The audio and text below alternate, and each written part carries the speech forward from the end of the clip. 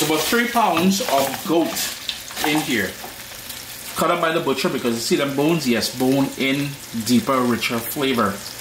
We are doing things a little bit different this time with this curry goat recipe. You know, and I've done several. If you head over to CaribbeanPot.com, you will see traditional ways, non-traditional ways, Jamaican curry goat, sort of a Trinbagonian curry goat, you know, so many recipes over at CaribbeanPot.com. But I have 3 pounds of goat in here. It's been washed with the juice of a lemon and water and drained. Then in my dry pot, this pot was dry, I put, yes, and this is where it's totally different than anything from the Caribbean you would see. Because we usually season and marinate for a bit before we develop the flavors and everything else. But what I wanted to do, and what I've already gone ahead and done, is render out. And you will still see there's probably about a teaspoon left of the fat. Goats can be pretty fatty, and I wanted to get rid of that extra fat at the start. So that's the reason for starting with the goat. It hasn't been seasoned or anything. Now we're gonna start building those flavors. I've already took out, I think, about 2 or 3 tablespoons of fat from there. Do not drain it. Do not put it down your sink. It will clog your pipes. Put aside, let it cool, and scrape it into the rubbish. Now is when we're gonna kick things up now and add all that flavor. So I did explain why we started like this, because I know there's gonna be a lot of people coming on here and all kind of backside comments. Onion, garlic, ground masala, roasted jeera. You may call it cumin, but it's been roasted and it's been ground. For heat, for spice, for that kick, I've got 7 bird's eye pepper, or what we call bird pepper. If you want to use, first of all, if you don't want to use anything spice, well, there'll be a level of spice, what people call spice from the different actual spices that we added. And when I say spice, I use it loosely to describe the word heat or hot. If you wanted to keep that out, you can keep it out, totally up to you. In my humble opinion, a good curry goat must have a sort of a heat element to it. And if you have Scotch bonnet, habanero, whatever you like using, and in the amounts that you like using, I would say rock that. Caribbean green seasoning. And Caribbean green seasoning is simply a blend or puree of all the herbs, along with garlic and pimento peppers and all those different things, all kind of niceness in there that we like using in our cooking in the Caribbean. In the Spanish-speaking Caribbean, there's a version. The French-speaking Caribbean, there's a version. I know you already know about épices. And of course, we have the Caribbean green seasoning, which is the English-speaking Caribbean. What I want to do now is give that a good mix.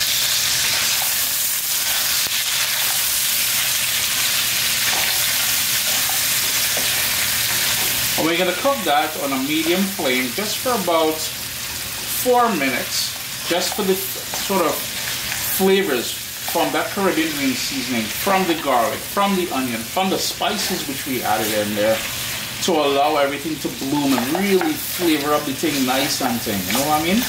But anyhow, we get in there, kitchen smelling wicked, I ain't gonna lie. This is when I'm gonna add some black pepper as well. And I just love fresh ground black pepper. If you don't have the fresh ground black, no, small thing, don't worry about that. Because at the end of the day, this is gonna cook for about 2.5 to 3 hours. So everything will come together nicely. Don't fret. Uncle Chris have all you by the hands. It's now time to add some turmeric, or what we call saffron. Full list of ingredients, as I always do, will be available at CaribbeanPot.com. You know, it will take me about 48 hours. So anytime you're looking for a recipe that I share, that you're watching one of my videos and you're looking for the recipe, head over to CaribbeanPot.com. I've got all this sorted out over there. We did say curry goat, so listen, we need curry powder and a nice big whack of that curry powder. At this point, I would recommend you turn your heat down to medium-low because we're not trying to burn that curry powder.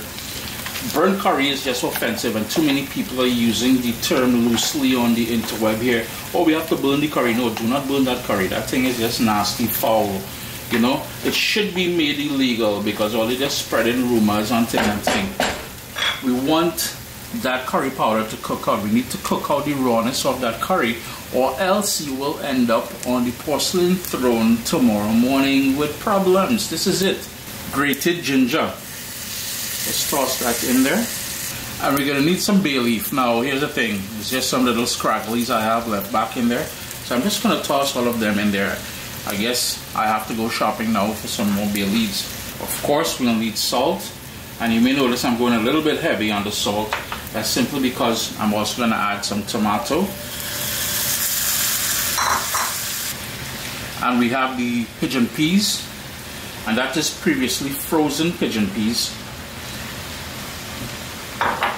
All I did was I gave it a rinse.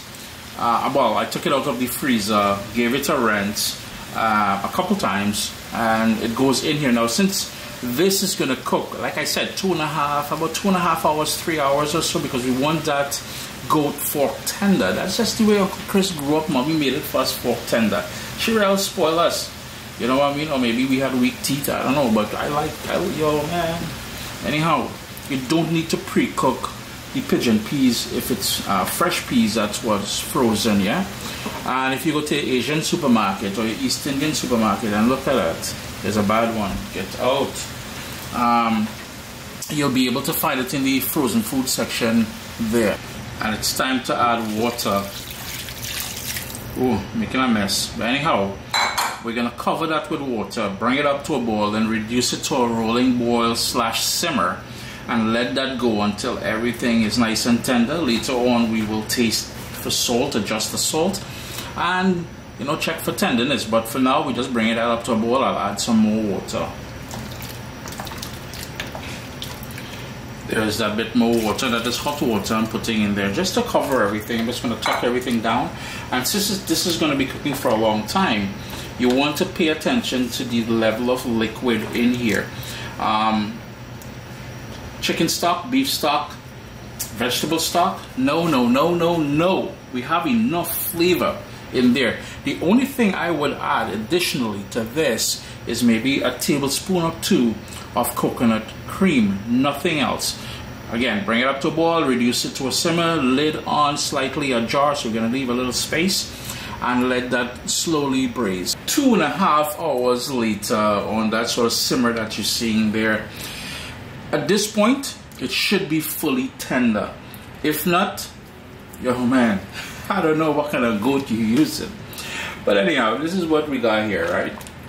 And this residual heat in this pot here will continue cooking this. So what I'm going to do, and what I recommend you do, is taste it at this point for salt. Adjust that salt to your liking.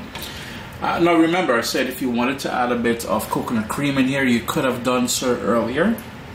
During the cooking process, I did end up adding 2 additional cups of water because the water level was going down.